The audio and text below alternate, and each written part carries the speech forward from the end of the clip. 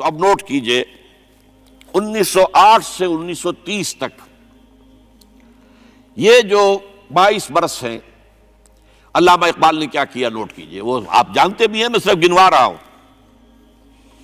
اسلام کے نظام فکر اور فلسفہ اور حکمت کو بیان کیا، اپنی شاعری کے ذریعے سے بھی، اپنی نثر کے ذریعے سے بھی. قرآن کی ایک نہایت جدید اور بہت عمدہ تفسیر، اگرچہ تفسیر کے نام سے آپ کو کہیں تفسیر اقبال نہیں ملے گی، لیکن کلام اقبال خود تفسیر ہے. خود دعویٰ کرتا ہے کہ میرے پیغام میں سوائے قرآن کے اور کچھ نہیں ہے. گر دلم آئی نئے بے جوہر است، ورب حرفم غیر قرآن مزمرست، پردہ ناموس فکرم چاک کن، ای خیابہ راز خارم پاک کن. یہ مناجات بحضور سرور کائنات صلی اللہ علیہ وسلم، وہ کہتے ہیں کہ اے اللہ کے نبی، اللہ کے رسول، اگر میرے پیغام میں کہیں قرآن کے سوا کوئی شے شامل ہو گئی ہے میری شاعری میں، تو آپ میرے فکر کا پردہ چاک کر دیجیے. روز محشر خار و رسوا کن مرا، اور قیامت کے دن مجھے ذلیل اور خوار کیجیے گا، اور بے نصیب از بوسہ پاک کن مرا، اور مجھے اپنی قدم بوسی سے محروم کر دیجیے گا. یہ بات کہہ رہا ہے، اس کا دعویٰ ہے، اس نے جو کچھ کہا قرآن سے کہا. اس کی شاعری جو ہے میرے نزدیک، اور میں نے تو اپنی جو سورسز گنوائی ہیں کہ میں نے جو قرآن مجید کا فکر یا سوچ جو بھی آپ اسے کہیں، جو تھوڑا بہت مجھے میسر ہوا ہے، ان میں نے 8 اشخاص کو نمایاں طور پر بیان کیا ہے. 4 یہ ہیں 2 کے جوڑے. 2 ابوین ہیں، ابو الکلام ابو العلا مودودی، ابو الکلام آزاد. 2 دکترین ہیں، ڈاکٹر اقبال، ڈاکٹر رفیع الدین. 2 شیخین ہیں، شیخ الہند مولانا محمود حسن، جن کا ترجمہ ہے قرآن مجید کا، اور اس پر حواشی ہے شیخ الاسلام شبیر احمد عثمانی کے. 2 ہی عین مولانا فراہی اور مولانا اصلاحی، جنہوں نے قرآن مجید کے مضامین کے اندر جو اندرونی نظم ہے اسے واضح کیا. علامہ اقبال میری ایک بہت بڑی سورس ہے، بلکہ سب سے زیادہ گہرا اثر مجھ پر جو ہے بچپن سے جو ہوا ہے وہ تو علامہ اقبال کا ہے. 5ویں جماعت کا طالب علم تھا جب ان کا یہ شعر میرے ذہن میں کہیں چپک کر رہ گیا ہے، جواب شکوہ کا: وہ زمانے میں معزز تھے مسلمان ہو کر، اور تم خوار ہوئے تارک قرآن ہو کر. پھر علامہ اقبال نے مغربی فکر پر شدید تنقید کی، بہت بڑا ناقد، اور خاص طور پر مغربی تہذیب جو ہے اس کی نفی کی. یہ سارا کام کیا، اور اس سب سے بڑھ کر وہ تجدید ملت اسلامی کا علمبردار بن سامنے آیا. اس نے خوشخبری دی کہ دنیا میں اسلام کے غلبے کا دور آنے والا ہے. ملت اسلامیہ جو اس وقت دبی ہوئی ہے، پسی ہوئی ہے، پوری دنیا میں پامال ہے. آپ کو معلوم ہے کہ پہلی جنگ عظیم کے بعد کیا صورت ہو گئی تھی. سلطنت عثمانیہ کے جب دھجیاں بکھیر دی گئیں، اور کولونیل امپیریلزم جو ہے پورے عالم اسلام پر حکمران تھا، پورا عالم اسلام جو ہے محکوم. اگرچہ یہ دبے ہوئے ہیں، پسے ہوئے ہیں، گرے ہوئے، لیکن ان کا دوبارہ غلبہ ہوگا، یہ ابھریں گے. ملت اسلامیہ کی تجدید ہوگی، اسلام کی نشأت ثانیہ ہوگی. اسلام کے روشن مستقبل کے مبشر بن کر علامہ اقبال سامنے آئے. اور ایک اور جو بہت بڑا کام کیا، وہ وہی وطنی قومیت کی شدید نفی، بلکہ شدید کا لفظ بھی کافی نہیں ہے، شدید ترین نفی کی ہے. اس لیے کہ اس وقت وطنی قومیت جو ہے اس وقت مسلمانوں کو اپنے اندر انگلف کرنے کے لیے پوری قوت کے ساتھ زور لگا رہی تھی. میں نے علامہ اقبال کے حوالے سے جو باتیں کی ہیں کہ احیاء فکر اسلامی اور تجدید ملت اسلامی، اس کے ساتھ ساتھ ہندوؤں میں کیا ہو رہا تھا اس دور میں، ان کے ہاں بھی ان کی مذہبی تجدید کا عمل بڑی شدت کے ساتھ شروع ہوا. اس میں بھی چند ناموں کا میں تذکرہ کرنا چاہوں گا. بنکم چٹرجی، اس نے بندے ماترم کا یہ جو ترانہ ہے آج بھی بھارت کے اندر مجبور کیا جا رہا ہے مسلمانوں کو بھی کہ وہ بھی اسکولوں کے اندر یہ ترانہ پڑھیں، اور ابھی مسلمان رجسٹ کر رہے ہیں. اس میں وہ زمین کی بندگی، بھارت ماتا ہم تیرے بندے ہیں، اور یہ جو ہے ہندو رینائسنس کا ایک بہت بڑا جو ہے یوں سمجھیے کہ علم بردار. پھر دوسری شخصیت سامنے آئی، راجہ رام موہن. یہ شخص بہت بڑا فاضل، بڑا عالم، 10 کے قریب زبانیں جو ہیں ان کا ماہر. جس میں یورپینز بھی اور ایسٹرن بھی۔ پھر یہ کہ یہ مسلمانوں کا ہمدرد بن کر آیا۔ انگریز نے جب یہاں پر ان کے پادریوں نے تثلیث کی تلقین شروع کی ہے تو آئینہ توحید کے نام سے اس نے کتابچہ لکھا اس کی نفی کے لیے۔ اس حوالے سے یہ کچھ ایسی شخصیت بننے کی کوشش کر رہا تھا کہ مسلمان بھی اس کو قبول کریں، اور اس کے بعد پھر اس نے برہمو سماج کے نام سے ایک ادارہ قائم کیا۔ یہ وہی تھا کہ جو اس سے پہلے اکبر نے جو فلسفہ دیا تھا دین الہی، بھئی اللہ کا معاملہ کرو، صرف اللہ کو سب مانتے ہیں، صرف نام ہے مختلف ہے، کسی نے کوئی نام رکھ دیا، کوئی مہادیو کہتا ہے، کوئی کچھ کہتا ہے، کوئی گاڈ کہتا ہے، سب خدا کو تو سب مانتے ہیں۔ یہ جو رسالت کا معاملہ ہے اور شریعت کا معاملہ ہے، یہ فساد کی جڑ ہے۔ رسالت کی بنیاد پر شریعتیں مختلف، عبادتیں مختلف، ذرا اس کو پیچھے ڈالو۔ تو دین اکبری یا دین الہی اس کا نام تھا۔ اس کے اندر بھی در حقیقت کوشش یہ تھی کہ تمام مذاہب کو ایک ہاون دستے میں ڈال کے اور اس کو کوٹ کے اور چھان پیس کے ایک صفوف بنا کر ایک کامن مذہب ہندوستان کا وجود میں لایا جائے۔ بہرحال اس وقت اللہ تعالیٰ نے کھڑا کیا ہے حضرت مجدد الفسانی رحمۃ اللہ علیہ کو، کہ جنہوں نے اس فتنے کی سرکوبی کی۔ اس نے بھی مجلس ایزدی کے نام سے ایسا ہی ادارہ شروع کیا، اور یہ گویا کہ ٹھنڈی چھری کے مانند، اس لیے کہ اسلام کا دار و مدار تو رسالت پر ہے۔ بقول اقبال بمصطفیٰ برساں خویش را کے دی ہماؤست، اگر باؤ نہ رسیدی تمام بو لابیست۔ اسلام کا تو سارا معاملہ، دین جو ہے اس کا سارا جو مدار دار و مدار ہے وہ رسالت پر ہے، نبوت پر ہے، اسی پر شریعت کا سارا دار و مدار ہے۔ رسالت سے کاٹ دیجئے، حدیث سے کاٹ دیجئے، سنت سے کاٹ دیجئے، تو پھر قرآن کو پھر موم کی ناک بنا کر جو چاہیں آپ تعبیر کر لیں، جو چاہیں تشریح کر لیں، جدھر چاہیں اسے موم کی ناک کی طرح بوڑ کر لے جائیں۔ بہرحال اس معاملے میں بھی پھر ایک تیسری تحریک جو شروع ہوئی وہ بہت ملیٹنٹ تھی، آریہ سماج، دیانند سرسوتی نے۔ یہ ملیٹنٹ تھی اور بڑی اس کی جو ہے پذیرائی ہوئی ہندو معاشرے میں۔ انہوں نے کھل کر یہ کہا کہ ہندوستان صرف ہندوؤں کا ملک ہے، یہاں مسلمانوں کے لیے کوئی جگہ نہیں، لہذا یا ہندو ہو جائیں مسلمان اور یا پھر یہاں سے ہجرت کر جائیں۔ کھل کر آریہ سماج، اسی کے تحت پھر مہاسبھا بنی، اسی کے تحت آر ایس ایس، انتہائی ملیٹنٹ آرگنائزیشن جو ہے ہندوؤں کی، یہ سب جو ہے دیانند سرسوتی کا۔ یہ اسی طریقے سے پھر شدھی کی تحریک شروع ہو چکی تھی، ریکلیم کرو مسلمانوں کو، یہ ہم ہی میں سے تھے، ان کے آباء و اجداد کہیں جو ہے مسلمان ہو گئے، انہیں واپس لو۔ چنانچہ راجستھان کے علاقے میں جہاں بڑی جہالت تھی، مسلمانوں میں علم نہیں تھا، بس کہیں بزرگوں کے کسی زیر اثر فیض سے، کسی صوفی کے، وہ اسلام تو لے آئے لیکن تربیت کا کوئی انتظام ہوا ہی نہیں، مسلمان حکومتوں نے کیا ہی نہیں، کچھ بھی نہیں کیا۔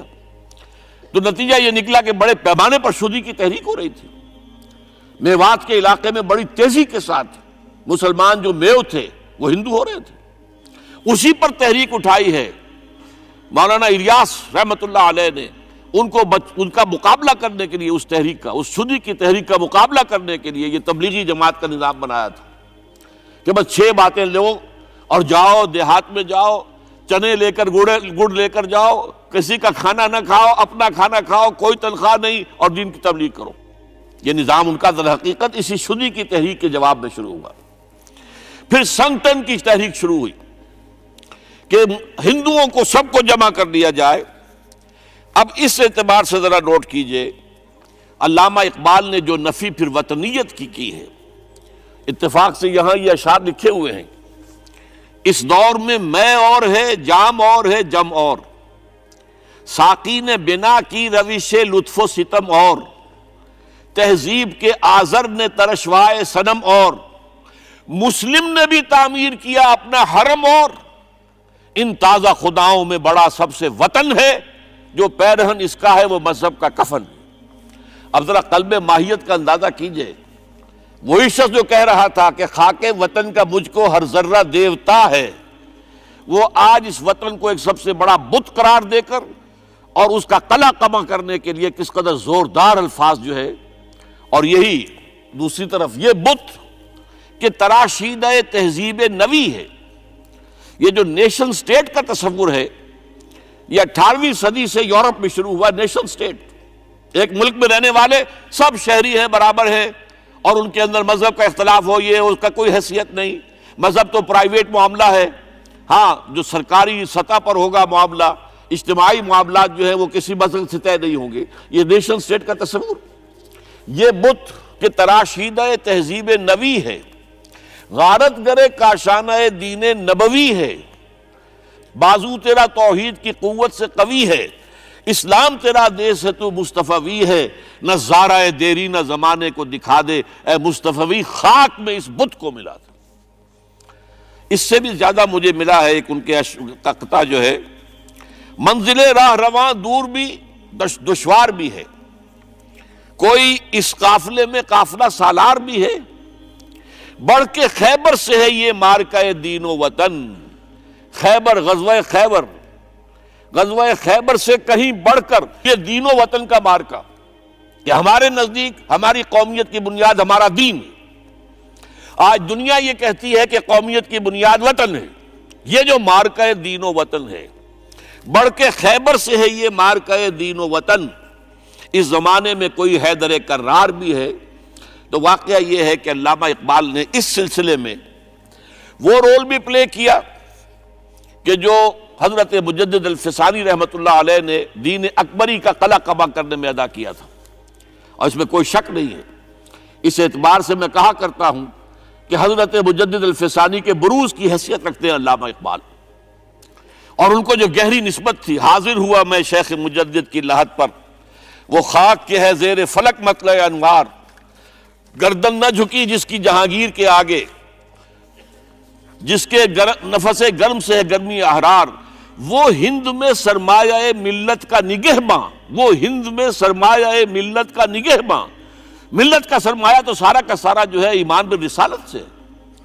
آپ حضرت مجدد الفسانی کے خطوط پڑھیے، سب سے زیادہ زور اطاعت رسول، اطاعت رسول، اطاعت رسول، اطاعت رسول۔ جس کی جڑ کاٹنے کی کوشش کی تھی دین الہی کے ذریعے سے اکبر نے، اس کو دوبارہ مستحکم کیا ہے وہ مجدد الفسانی رحمۃ اللہ علیہ نے۔ اب آئیے 1930 کا ماہ دسمبر، اس میں ایک بات ہم دیکھ چکے، محمد علی جناح ہندوستان کی سیاست سے مایوس ہو کر ملک چھوڑ کر انگلستان میں جا کر آباد ہو چکے۔ اور اس ضمن میں ایک واقعہ میں آپ کو سنا دوں۔ ایس ایم اکرام صاحب کا نام بہت سے حضرات کے علم میں ہوگا، ان کی 3 کتابیں جو ہیں بڑی مارکت الآراء ہیں، آب کوثر، موج کوثر، روض کوثر۔ ادارہ ثقافت اسلامیہ کے ڈائریکٹر رہے بہت عرصے تک، بہت پڑھے لکھے آدمی تھے۔ وہ آکسفورڈ میں پڑھتے تھے اس زمانے میں۔ وہ لندن گئے، انہوں نے محمد علی جناح صاحب سے ملاقات کی اور کہا کہ آپ کیوں چھوڑ کر آ گئے ہندوستان کے مسلمانوں کو آپ کی رہنمائی کی ضرورت ہے۔ تو جواب جو تھا محمد علی جناح کا وہ نوٹ کرنے کے قابل ہے۔ ہندوز آر انکوریجیبل، یہ ہے جو نتیجہ نکالا تھا محمد علی جناح نے۔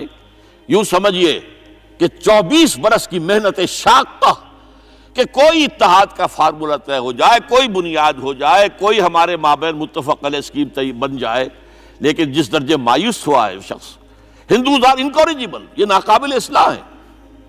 اور مسلمانوں کا حال یہ ہے کہ ان کا ایک لیڈر جو بات مجھ سے کرتا ہے صبح کو وہ شام کو ڈپٹی کمشنر کو بتا دیتا ہے۔ تو اب میں ایسی قوم کی رہنمائی کیسے کروں؟ تو یہ میں نے آپ کو یہ واقعہ بھی سنا دیا کہ وہ مایوسی کا عالم کیا تھا۔ لیکن اب جو ہے 1930 میں جبکہ مسلم انڈیا کا ایک سورج تو غروب ہو گیا تھا، مغرب میں جا کر بیٹھ گیا، مغرب میں سورج غروب ہوتا ہے، ایم اے جناح تو وہاں بیٹھ گئے۔ ایک سورج اب طلوع ہوا ہے مسلم لیگ کے پلیٹ فارم پر، یہ ہے علامہ اقبال۔ 1930 کا جو ان کا خطبہ ہے الہ آباد کا، وہ بہت اہم ہے، بہت اہم، بہت اہم۔ ایک تو یہ کہ انہوں نے اپنی شاعری کے ذریعے سے وطنیت کی جو نفی کی تھی اور مسلم قومیت کا جو اس بات کیا تھا، اسے ایک فلسفیانہ انداز میں سوشیولوجی، عمرانیات کے مسلمہ اصولوں کی روشنی میں جس طریقے سے مدلل بیان کیا ہے، اس اعتبار سے وہ ایک بہت قیمتی دستاویز ہے۔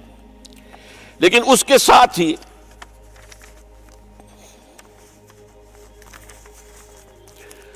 انہوں نے ایک تجویز پیش کی، اور یوں بھی کہیے کہ ایک پیشن گوئی کی۔ وہ پیشن گوئی یہ تھی کہ ہندوستان کے شمال مغرب میں ایک مسلمان ریاست قائم ہوگی، اور پھر یہ بھی کہا میں مطالبہ کرتا ہوں کہ وہ قائم ہو۔ البتہ اس میں بعض لوگ جو ہیں اس پر یہ تنقید کرتے ہیں کہ علامہ اقبال نے تو یہ کہا تھا I would like to see the Punjab, the Northwest Frontier Province, Sindh and Balochistan amalgamated into a single state, self-government within the British Empire or without the British Empire.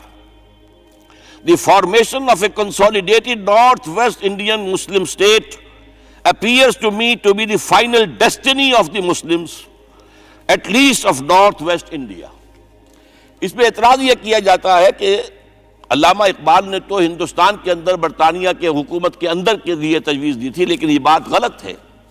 اصل میں نوٹ یہ کیجئے کہ 1930 تک تو اس کا کوئی امکان ہی نظر نہیں آتا تھا کہ انگریز ہندوستان چھوڑ کے چلا جائے گا۔ تو اس وقت کے لیے ان کی تجویز یہ تھی کہ ہندوستان میں ایک صوبہ بنا دیا جائے، یہ آج کا پاکستان، یا یوں سمجھیے کہ جو کچھ عرصے پہلے 1 یونٹ بنا تھا۔ برٹش انڈیا میں بھی یہ 1 یونٹ کی حیثیت سے ایک سٹیٹ بن جائے، تاکہ اس علاقے میں مسلمانوں کے اندر جو کچھ قومیتی کچھ تھوڑا فرق ہے، کلچر کا فرق ہے، کچھ ان طرح کی چیزیں، زبانوں کا فرق ہے، تو یہ جو ہے مل جل کر ان کے اندر ایک قوم کا تصور جو ہے باقاعدہ پیدا ہو جائے۔ اسی لیے وہ کہتے ہیں I demand the formation of a consolidated Muslim state in the best interest of India and Islam. اب اس میں وہ بات یہ کہتے ہیں کہ for Islam it will be an opportunity to rid itself of the stamp that Arabian imperialism was forced to give it, to mobilize its laws, its education, its culture, and to bring them into closer contact with its own original spirit and with the spirit of the modern time.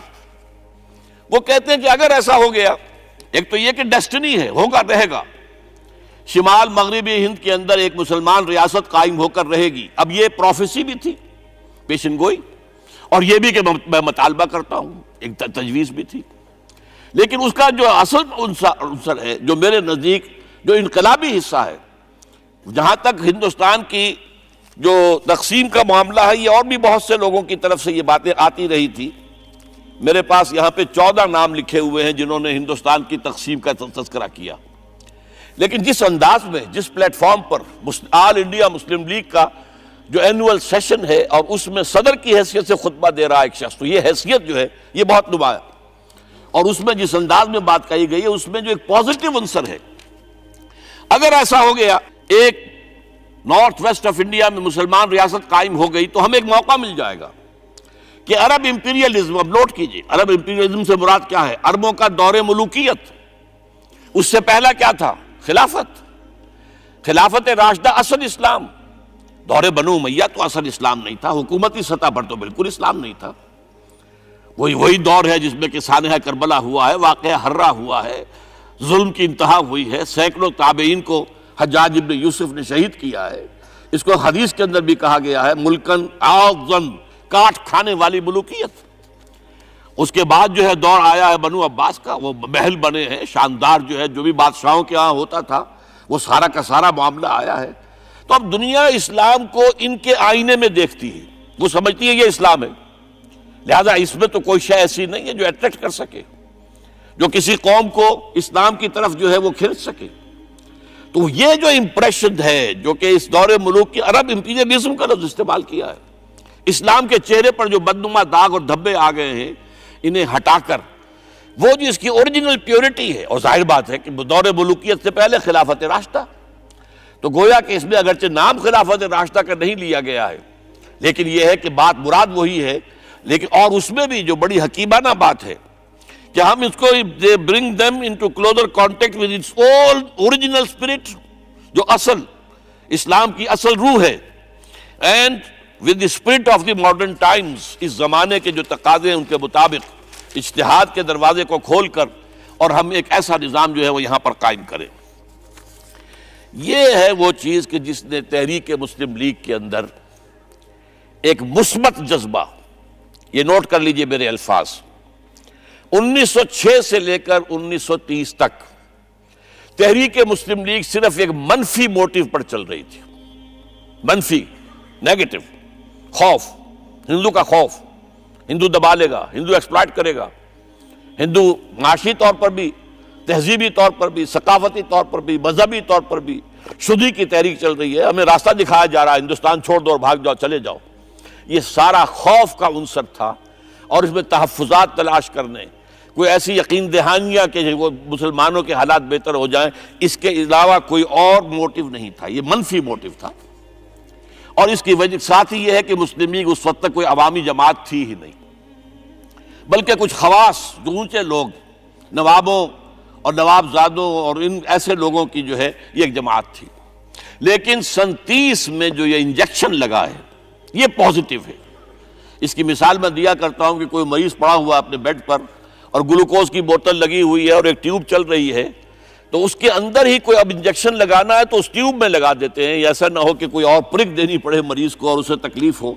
تو گویا کہ مسلم league کا جو بھی وہ ایک نظام تھا، اس میں ایک انجیکشن لگایا ہے علامہ اقبال نے 1930 کے خطبے میں۔ اگلی بات، اس کے بعد یہی انجیکشن علامہ اقبال نے لندن میں مسٹر محمد علی جناح کے ذہن و فکر میں لگایا ہے۔ اس کا واقعہ کیا ہے؟ 3 گول میز کانفرنسیں ہوئی تھی، پہلی اور دوسری میں محمد علی جناح بھی شریک تھے، تیسری 1932 میں ہوئی، اب وہ شریک نہیں ہوئے، اس لیے کہ وہ سیاست چھوڑ چکے تھے، وہ تو سیاست کو خیر بات کہہ کر اب پریکٹس کر رہے تھے۔ لیکن علامہ اقبال اس میں گئے تھے، وہاں موقع ملا، قریبی ملاقاتیں ہوئیں، گفتگویں ہوئیں، اور ان ملاقاتوں کے نتیجے میں یہی انجیکشن علامہ اقبال نے محمد علی جناح کے ذہن اور فکر کے اندر لگایا ہے کہ بات کرو اسلام کے احیاء کی، وہ چیز کہ جو مسلمانوں کے جذبات کے اندر گرمی پیدا کرے، حرارت پیدا کرے۔ اس حوالے سے یہ جو انجیکشن لگایا گیا ہے، اسی سے پھر یہ کہ ان کے مزاج کے اندر ایک تبدیلی آئی۔ کچھ اور لوگوں نے بھی انہیں کہا ہوا تھا، لیکن یہ کہ خاص طور پر یہ بات اقبال کی تھی، جس کی اپنی ایک حیثیت تھی۔ بہرحال 1934 میں ایم اے جناح واپس آ گئے، پھر انہیں مسلم لیگ کا تا حیات صدر بنا دیا گیا، پھر انہوں نے مسلم لیگ کو سنبھالا ذرا، لیکن 1936 کے الیکشن جو آئے یہاں پر، اس میں کانگریس پوری اوور ویلمنگ میجورٹی سے جیت گئی۔ ابھی محمد علی جناح کو موقع ملا ہی نہیں تھا کہ ابھی مسلم لیگ کو سنبھال سکتے، اور ان جو وزارتیں بنی تھیں اس دور میں کانگریس کی، انہوں نے جو سلوک مسلمانوں کے ساتھ کیا، جو مظالم ڈھائے، جو انہیں دبایا اور ان کے حقوق کو پامال کیا، اس سے وہ نیگیٹو جو ایک موٹیو تھا وہ بھی اور قوی ہو گیا۔ اور اس کے بعد پھر محمد علی جناح نے 1937 سے لے کر 1947 تک، ایک لفظ میں استعمال کر رہا ہوں، آپ گھبرا نہ جائیں، 1937 سے 1947 تک اسلام کی قوالی گائی، پورے 10 برس اسلام اسلام اسلام اسلام، ہمیں اسلام چاہیے، اسلامی تہذیب ہم چاہتے ہیں، اسلامی قانون ہم چاہتے ہیں، ہمارے قوانین اور ہیں، ہمارا مذہب نہیں ہے، وہ دین ہے، وہ زندگی کے تمام معاملات پر۔ یہ جو ہے، میں قوالی اس لیے کہہ رہا ہوں کہ قوالی میں تکرار ہوتی ہے، جس تکرار کے ساتھ یہ اب اس موقع پر آ کر محمد علی جناح قائد اعظم بن گئے۔ مسلمانوں کے دلوں کی بات، اقبال نے جو ولولہ پیدا کر دیا تھا، ایک ولولہ تازہ دیا میں نے دلوں کو، لاہور سے تا خاک بخارا و سمرقند، وہ جو ولولہ تھا، جو غلغلہ تھا، اب محمد علی جناح کی زبان سے جب وہ بات آئی ہے تو یہ مسلمانوں کے دل کی آواز تھی، ان کی روح کی پکار تھی۔ لہذا اب مسلم لیگ ایک عوامی جماعت بنی اور محمد علی جناح اب قائد اعظم قرار پائے۔ اب اس معاملے میں چاہتا ہوں ذرا، کیونکہ یہ بات نئی سی ہوگی، میرے اس تجزیے کے روح سے نظریہ پاکستان اسلام اور اسلام کا احیاء خلافت راشدہ کے مفہوم میں، اور اس کا خالق اقبال ہے، اس میں کوئی شک نہیں، قائد اعظم تک بھی یہ بات پہنچانے والا اقبال ہے، اور پھر اسی پر قائد اعظم نے عمل کیا ہے۔ تو اس چیز کو بہت سے لوگ جو ہیں آسانی کے ساتھ تسلیم نہیں کریں گے. لیکن میں یہ چاہتا ہوں کہ خود قائد اعظم نے علامہ اقبال کے بارے میں جو کچھ کہا ہے اس کی دو کوٹیشنز آپ کے سامنے رکھ دوں. کلکتہ 21 اپریل 1938 کو علامہ اقبال کا انتقال ہوا. اس وقت کلکتے میں ایک بہت بڑا جلسہ ہو رہا تھا فلسطین کے مسئلے پر غور کرنے کے لیے. قائد اعظم اس کے چیف مقرر تھے. اب یہ خبر پڑھیے. A mammoth public meeting of the Muslims of Calcutta was held on the football ground on 21st April to consider the Palestine problem. But it was converted into a condolence meeting to mourn the death of Allama Iqbal. Mr. Ahmed Jinnah said that the sorrowful news of the death of Dr. Sir Muhammad Iqbal had plunged the world of Islam in gloom and mourning. Sir Muhammad Iqbal was undoubtedly one of the greatest poets, philosophers, and seers of humanity of all times. Note kijiye. One of the greatest poets, philosophers, and seers, جن کو کہ مستقبل کو دیکھنے کی صلاحیت ہوتی ہے، جن کی نگاہ گاہ میری نگاہ تیز چیر گئی دل وجود، جس کے بنا پر آب روان کبیر تیرے کنارے کوئی دیکھ رہا ہے کسی اور زمانے کے خواب. یہ علامہ اقبال نے جو کچھ دیکھا تھا اسلام کے مستقبل کے بارے میں.